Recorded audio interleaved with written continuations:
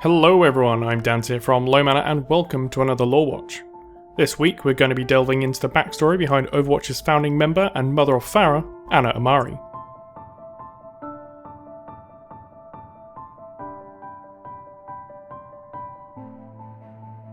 Long before the promises of Omnic Corporation crumbled into dust and the world was plunged into the darkness of the Omnic Crisis, Amari had already dedicated her life to protecting others. This dedication to defending those she cared about was forever at the core of her being, and was what drove her on. Commitment to duty was always strong in her family, with each generation before her earning countless awards and commendations in the Egyptian military. It did not take long for either Anna or her senior officers to notice where her strengths lay. She was a supremely talented marksman, able to hit moving targets at long range with unerring accuracy. For this reason, she found a place in one of the elite sniper units, and in the relatively peaceful years that followed, she worked to maximise this talent. Her life was not completely dedicated to the military, however, and a scant few years before the crisis that would irrevocably change her life, Anna gave birth to a daughter, Fareeha Amari. While we know nothing about her father or her first few years, it is clear that they, like the rest of the world, were thrown into chaos when the Omniums mysteriously reactivated. Egypt came under immense pressure from the waves of Omnic forces. As with almost all nations, the military was unable to cope in an all-out engagement. For that reason, they began to rely heavily on their elite snipers in hit-and-run warfare, with Anna spearheading the assaults. By this time, she had already established herself as one of, if not the best sniper in the world, and continued success against the Omnics led to the role that would define not only her future, but the future of her daughter and potentially the world as a whole. With countries across the globe struggling to survive, the UN began to notice those that thrived in these adverse conditions. In a final throw of the dice against the Omnics, they brought these unique individuals together: Jack Morrison, Gabriel Reyes, Reinhard Wilhelm, Torbjorn Lindholm, the enigmatic Leao, and of course Anna Amari.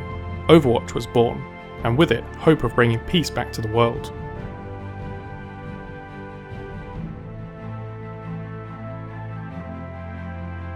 Each member of this initial strike team had skills above and beyond anyone else in their field, from the frontline powerhouse of Reinhardt, the engineering genius of Torbjorn, through to the expert eye of Anna. Under the leadership of Reyes, they undertook countless incursions deep into the heart of the Omnic command centres around the world. One by one, the Omniums and the control protocols that were the driving force behind the Omnic armies fell to the precision raids of the nascent Overwatch strike team, until, after many heroic efforts and great sacrifices, the Omnic Crisis was brought to an end. Ever since the birth of her daughter, Anna has been driven by a need to create a better world for Fareeha to grow up in. This spurred her on throughout every Overwatch raid, but with the crisis over, both Overwatch and humanity as a whole turned their efforts towards rebuilding their shattered existence. Overwatch took a leading role in this, expanding rapidly from 6 founding members into a new peacekeeping force. With Morrision at the helm, they began to push the boundaries of science, exploration, medicine, and technological innovation. The world adored them. Anna remained at the forefront and served as Morrison's right-hand woman, watching on with pride as new recruits and new friends were brought on board. Fareeha was always at the forefront of her thoughts though, and she ensured her duties did not prevent her from spending time with her growing daughter. Anna instilled in her the beliefs that had guided her to Overwatch and passed on the skills to see it through. Inevitably, the young Fareeha spent considerable time amongst the Overwatch family and absorbed the experience of these living legends as only a child can. It was in these early years that Fareeha's own ambition took hold, resolving to one day earn her own place in their ranks. As the years went by, Anna began to feel the weight of her actions bearing down upon her. While she always believed what she had done was both right and necessary, she was not immune to the effects that ending another life has on a person. Compounding this was the number of friends she had buried before their time, and she carried her memories of them wherever she went. This was a feeling she never wanted Fareeha to experience, and as such she began actively discouraging her daughter's desire to join Overwatch. Whether or not this was a pivotal moment in their relationship is unclear, but as Fareeha got older and drew ever closer to a life in the military, her and Anna began to drift apart.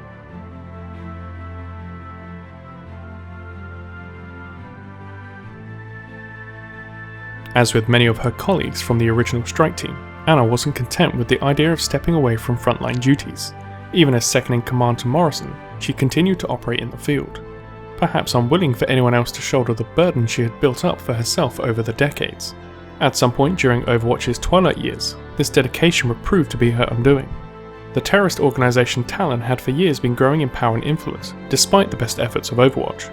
Everything they put into place to thwart them seemed to fail sooner or later, culminating in the assassination of the very man Overwatch employed to stop them, Gerard Lacroix. Perhaps buoyed by this, Talon pressed on, undertaking more daring attacks on global peace and security. On one occasion, an attack culminated in a hostage situation. Ana was dispatched to resolve this situation, much as she had hundreds of times before. Whether or not Overwatch and Ana were aware of the nature of the attack is unknown. Talon had attached one of their most lethal operatives to this mission, Widowmaker. Named for the defining moment of her life, the woman, once known as Amari Lacroix, had been captured and brainwashed by Talon, returned as a sleeper agent to kill her own husband Gerard, and then taken back into their control for extensive genetic and psychological experimentation. The result was a lethal assassin, a sniper skilled enough to rival even Ana. Potentially her main asset, however, was an utter lack of compassion or empathy, a lack not shared by Ana. While it's possible that Ana may not have known Amari well, she knew Gerard, so at worst knew her by proxy. The brief moment of hesitation that this prompted was enough to make the difference. Widow had no such compunction, her bullet shattering the scope of Ana's rifle, destroying her right eye and leaving her for dead, a fate shared by the hostages she had been sent to rescue. Unbeknownst to her friends, colleagues, and even her own daughter, Ana survived. Her aiming eye shattered, her self-belief torn to shreds under her loss to Widow and the guilt she had carried with her for decades. She made the decision to let the world pass her by, fading into obscurity and legend, even as the organisation she had dedicated her life to began to crumble and fall into ruin.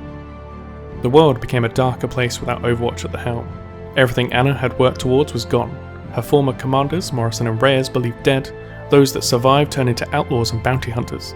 Her daughter found solace in Helix Security, where even there her mother's memory continued to inspire her in the form of Captain Khalil, an officer that had served under Ana years earlier. Still, she remained in the shadows. As recent events have come to the fore, the death of Mondata, the second Omnic Crisis in Russia, the continued rise of Talon, Ana has begun to realise that the world needs her, as much now as it did some 30 years ago. The people are crying out for a hero, for a protector, and even with Overwatch gone, she is still the embodiment of these qualities. Once again, shouldering the weight of her memories alongside her biotic rifle, she has set out into the world to do as much good as she can with the time and skills she has left. After all, everyone dies. But perhaps not quite yet. Thanks for watching this episode of Lorewatch. If you want to get to grips with Ana in-game, our friends over at Overwatch Central have done a fantastic video on everything you need to know, which you can check out here. Apologies to those of you that are waiting for Roadhog and Junkrat's Lorewatch. Ana's release bumped this one up the schedule a bit. What are your thoughts on Ana? Was she right to discourage Pharah from her life in Overwatch? What impact will her return have on her former colleagues, and more importantly, her daughter? Junkrat and Roadhog are up next in the Junker special, we promise this time. And finally, remember to hit those like and subscribe buttons if you enjoyed this video. Until next time, I've been Dante, thanks for watching.